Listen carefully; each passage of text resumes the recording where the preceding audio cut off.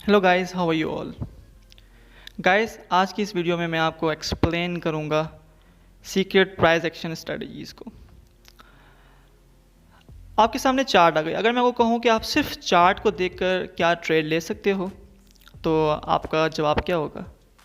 तो आज की इस वीडियो लेक्चर में मैं आपको सिर्फ यही टीच करूंगा कि आप सिर्फ चार्ट को देखकर किस तरह से एंट्रीज़ को फाइंड कर सकते हो। उससे पहले अगर आप हमारे चैनल पर न्यू हो तो हमारे चैनल को सब्सक्राइब और वीडियो को लाइक शेयर ज़रूर कर दीजिएगा। आज की इस वीडियो के अंदर मैं आपको बताऊंगा कि आप बगैर किसी इंडिकेटर को यूज़ करके आप किस तरह से एंट्रीज़ को फाइंड कर सकते हो। ऐसी एंट्रीज़ को हम कहते हैं प्राइस एक्शन ट्रेडिंग स्ट्रैटेजी, जो बगैर किसी इंडिकेटर के हम एंट्री लेते हैं। जैसे कि यहाँ देखें, यहाँ क्या है, मार्केट एक ट्रेंड के अंदर। देखिए यहाँ इंडिकेटर एक यूज़ किया हुआ है, लेकिन इंडिकेटर जो है ना, जजमेंट करने में, हमें जज करने में बहुत देर लग जाती है। मतलब कि हमें सिग्नल देते हैं लेकिन वो बहुत डिले सिग्नल होते हैं, बहुत लेट सिग्नल हमें मिलते हैं। ट्रेंड चेंज हो जाता है, उसके बाद हमें सिग्नल मिलता है। जजमेंट बहुत ज़्यादा डिले होती है। लेकिन अब यहाँ पर देखें, यहाँ जैसे कि ये सबसे पहले यहाँ क्रॉसओवर हुआ, क्रॉसओवर होने के बाद अब हमें पता है कि मार्केट अप, लेकिन उससे पहले मार्केट अप चली गई थी, देखिए नीचे से ही। तो हमें ये कैसे पता चल जाता है कि हमें ये पता चल जाए कि भाई पहले ही जैसे अप ट्रेंड स्टार्ट हुआ, हम उसी जगह से एंट्री ले लें तो हम कितने ज़्यादा पिप्स गेन कर सकते हैं। तो इन जो इंडिकेटर्स हैं, MACD इंडिकेटर है, RSI, ये सारे डिले करते हैं, बहुत ज़्यादा स्लो वीक सिग्नल प्रोवाइड करते हैं। ठीक है ना। हम एनालाइज करके बिल्कुल स्टार्टिंग से एंट्री लेने के लिए जो हम एनालिसिस करते हैं उसे हम कहते हैं price action analysis. Price action analysis करके हम बाकायदा पहले ट्रेंड को फाइंड कर सकते हैं। अब यहाँ पर देखें, हम सबसे पहले हमारी strategy small pull back gives big move. ठीक है ना।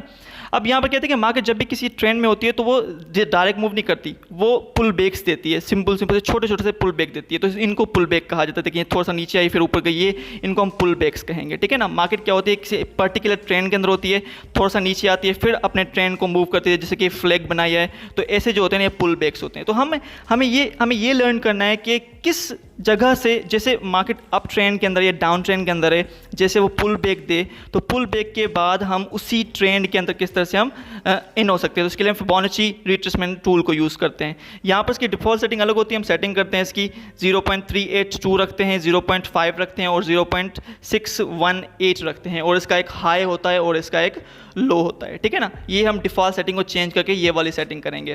ठीक है। नीचे वाला जो इसका लेवल होता है वो लो होता है, और जो ऊपर वाला 1 वाला लो होता है, और जो 0 वाला होता है वो इसका हाई लेवल होता है फिबोनाची रिट्रेसमेंट टूल का। ठीक है ना। अब यहाँ पर क्या होगा, मार्केट अगर पर्टिकुलर डाउन ट्रेंड के अंदर है तो नीचे से ऊपर कम से कम भी 0.5 या 0.382 पे जाने के बाद ये स्ट्रॉन्ग डाउन साइड मूव करेगी। स्मॉल पुल बैक होगा और उसका जो मूव होगा बहुत ज़्यादा होगा। Small pull back and gives big move. तो देखिए यहाँ पर देखें, स्मॉल पुल बैक हुआ है, 0.5 पर मार्केट ने क्या दिया है, पुल बैक किया, उसके बाद तेज़ी से मार्केट डाउन। उससे पहले मार्केट ने देखें ना, मार्केट ने एक रेंज भी बनाया हुआ है, लेकिन रेंज के फ़ौरन बाद सबसे पहले तो मार्केट ने क्या किया, पुल बैक दिया ऊपर की साइड, क्योंकि मार्केट का डाउन ट्रेंड था तो पुल बैक ऊपर की साइड था। और उसके बाद एक पर्टिकुलर क्या बनाया, इसका साइड मूव हुई। उसके बाद एक लॉन्ग हमें क्या मिला, देखें small pull back and long हमें क्या बोल दिया, इसको मूव मिल गया।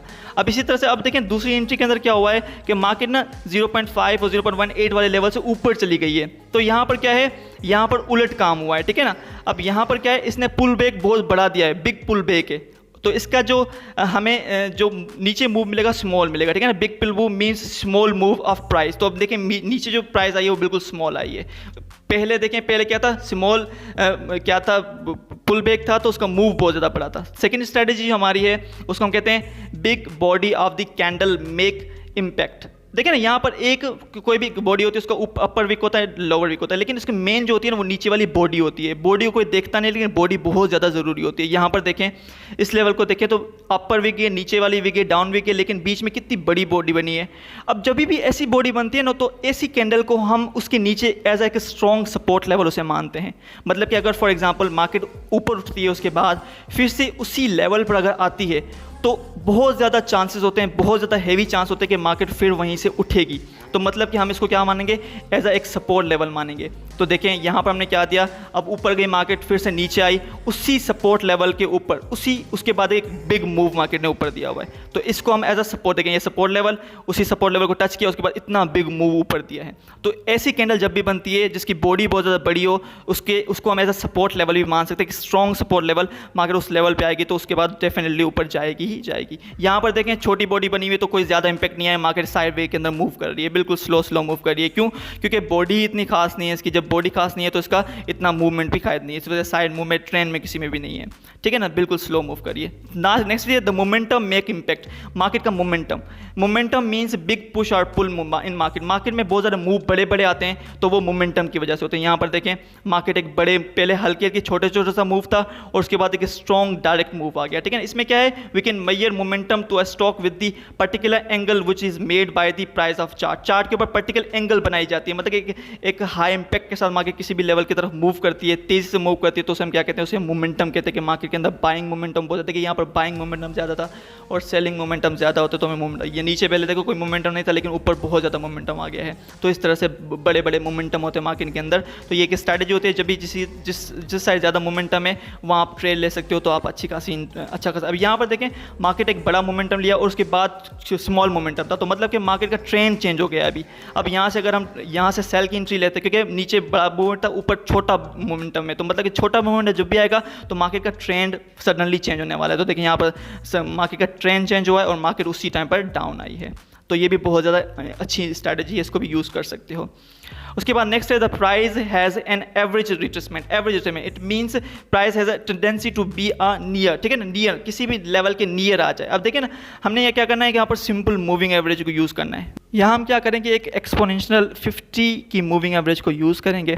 अब इस स्ट्रैटेजी का क्या मोटो है, देखिए मार्केट जब भी इसी मूविंग एवरेज को टच करके बहुत ज़्यादा दूर भाग जाए, तो जब भी दूर भाग जाए, चाहे फिर वो अगर मार्केट का अप ट्रेंड है तो ऊपर, डाउन ट्रेंड तो नीचे देखो डाउन ट्रेंड है, इसी तरह से अगर अप ट्रेंड है, अब उसी मूविंग एवरेज को टच करके मार्केट बहुत ज़्यादा दूर चली जाए, जब भी बहुत आपको लगता है बहुत ज़्यादा दूर चली गई है तो फिर वहाँ से आपने क्या करना है, आप देखिए ऊपर था तो यहाँ से आपने सेल की एंट्री लेनी थी और उसका टीपी जो था ना मूविंग एवरेज की लेवल है, जहाँ तक मूविंग एवरेज जाएगी वहाँ पर हम टीपी सेट करेंगे उसका। इसी तरह से अगर डाउन के अंदर मूव करिए, डाउन साइड मार्केट मूव करिए, मतलब कि उसका जो पर्टिकुलर ट्रेंड है वो डाउन साइड ट्रेंड है, तो हम क्या करें, टारगेट उसका मूविंग एवरेज ही रहेगा। अब देखें फॉर एग्जाम्पल अगर इसका टारगेट डाउन साइड है, ठीक है ना, मार्केट डाउन मूव कर रही है, डाउन ट्रेंड के अंदर मूव कर रही है, तो मार्केट जितना दूर जाएगी इस मूविंग एवरेज को टच करके तो उसका हम क्या करेंगे, वहाँ से बाय कर लेंगे, इसका टीपी जो होगा ना टारगेट होगा वही मूविंग एवरेज, जिससे उस मूविंग टच करेगी तो वहाँ से मार्केट से निकल जाएंगे। तो ये भी एक अमेजिंग स्ट्रैटेजी है, जब भी वो मूविंग एवरेज जो है ना 50 की मूविंग एवरेज को टच करके मार्केट उससे दूर चली जाए, जैसे दूर जाए डाउन ट्रेंड में मार्केट टच करे, ठीक है ना, तो फिर हम दूर जाए मूविंग से तो हमने क्या करना है, बाय करना है। अगर ऊपर अप ट्रेंड में जाए तो हमने क्या करना है, अगर मूविंग दूर चली जाए तो हमने क्या करना है,